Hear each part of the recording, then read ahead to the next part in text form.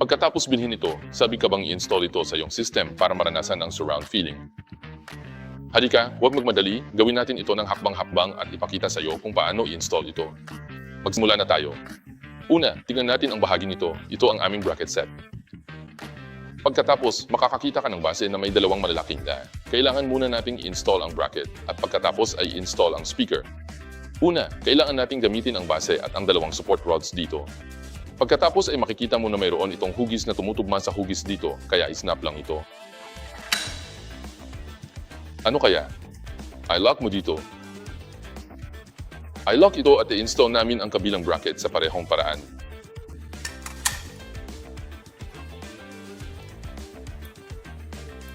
Susunod, makikita mo ang isa pang poste na may kawit sa pangkat ng bracket. Ito ang teleskopiko na poste. Kapag na-install mo ito, dapat mong bigyang pansin ang isang problema. May siwang sa gilid na ito at may siwang sa gilid na ito. Dapat mong tandaan na ilagay ang mga ito sa parehong gilid kapag nag-i-install. Pagkatapos ito ay napakasimple sa oras na ito, kailangan mo lamang itong isaksak.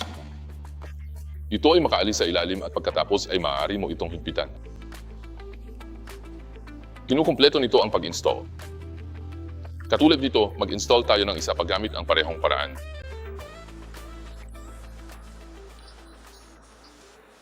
Sa oras na ito, kapag nag-i-install sa loob ng surround, ito ang pinakamahalagang hakbang na dapat bigyang pansin ng lahat, iyon ay pantay na distansya. Ito ay talagang napakasimpleng mag-install ng pantay na distansya. Ilalagay namin ang kaliwa, gitna at kanang mga speaker sa harap mo. Paano ang kabaligtaran?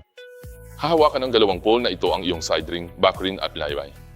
Sa oras na ito, siguraduhin na maaari kang umupo sa gitnang punto at maaari mong sukatin ito kapag ikaw ay sumukat. Ang iyong mga tagapagsalita ay dapat nakasinlayo ng iyong posisyon sa pakikinig hanggat maaari. Kung may kaunting pagkakaiba, hindi mahalaga. Subukan lamang na panatilihin ang mga ito bilang pantay na distansya hanggat maaari. Ngayon, kapag tayo ay nakaupo sa isang upuan, kailangan din nating sukatin ang taas ng ating mga taina. Kung tungkol sa Fibody, ang disenyo nito ay napakamaalalahanin.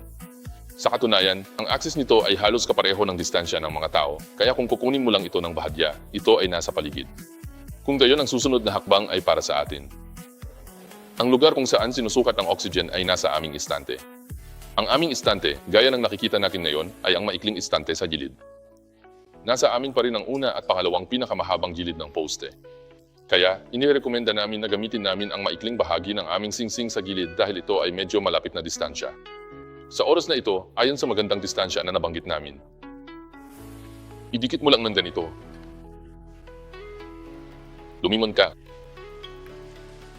Ilagay ang finger work upang makumpleto ang pag-install at pagkatapos ay maaari mong gamitin ang pangalawang mahabang gilid sa iyong backloop. Halika at i-install ang iyong singsing sa likod at iba pa.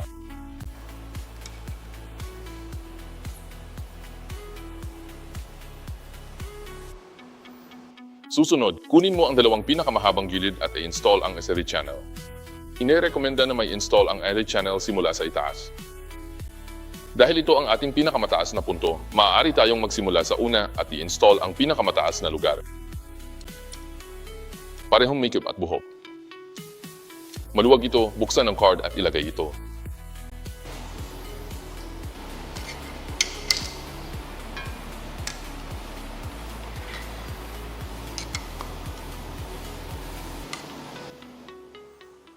Susunod, kapag na-install namin ang hitsura at pakiramdam, kailangan namin gumawa ng ilang magagandang pagsasaayos. Ano ang dapat nating gawin sa panahong ito? Kinukuha namin ang upuan bilang sentro at ang tuktok ay isang parisukat. Kaya ayusin natin ang distansya. Kaya ito ay nagiging maluwag sa parehong paraan. Fine-tuning, ang bawat tao ay maaari lamang magkaharap laban sa isa't isa at sa pamamagitan ng pagkakatulad, ang kasunod na mga singsing ay magiging simetriko din. Tapos ano? Ang panig na ito ay katumbas ng distansya. Kaya, kumpleto na ang paunang pag-setup. Susunod, i-install namin ang kaliwa, gitna, kanan at lahat ng mga speaker.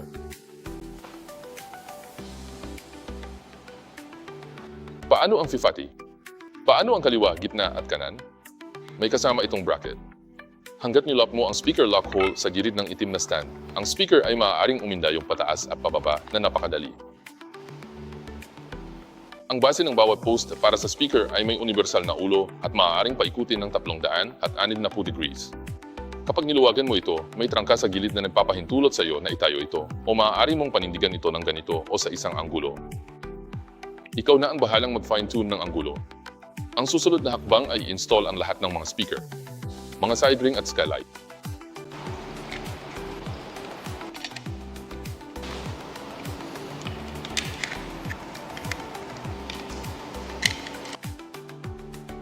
Matapos may install ang lahat, ano ang susunod mong gagawin? Susunod, dapat kang umupo sa iyong trono na iyong upuan. Suriin natin itong mabuti. Ang mga speaker ba ay simetriko na nakaharap sa langit? Nakaharap ba lahat sa iyo ang mga nagsasalita? Kung hindi, maaari kang gumawa ng magagandang pagsasaayos.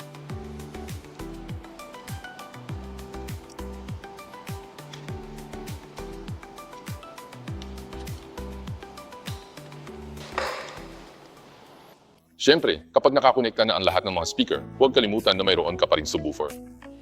Tulad ng para sa subwoofer, maaari naming ilagay ito sa ilalim ng aming mesa o sa ibaba ng gitna sa kanan. Pagkatapos ay ilagay ang iyong mga mid-bass na speaker sa oras na ito.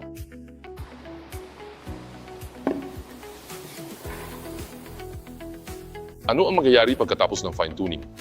Ikonekta natin ang mga wire ng magkasama. So, ano ang mga eksenang pinaghanda nila? Dahil alam namin na ang host ay minsan ay medyo malapit sa aming kaliwa, gitna at kanan. Sa makatuwid, lubos kaming naghanda ng 3 medyo mas maikling linya at 9 na mas mahabang linya sa aming bibig upang ang mga singsing sa gilid at ang kalangitan sa iyong panig ay magkaroon ng mas maraming espasyo para sa pagpapalawak. Sabay nating install ang wire. Ang butas sa gilid ay talagang sinulid muna natin ito para masundan natin ang numerong nakalagay. At ang numero sa likod ng makina, ikokonekta namin ito, hindi mo ikokonekta ang maling singsing sa gilid ng maaga. Daan muna namin ito sa gilid na ito at bunutin muna ito mula sa ilalim na butas. Kaya mayroong seksyong ito na konektado sa makina at iba pa at ito ang kaso para sa lahat ng mga wire. Matapos makumpleto ang paraan ng mga kable na yon, ikinonekta namin ang mga wire at ang kailangan lang namin gawin ay i-on ang switch.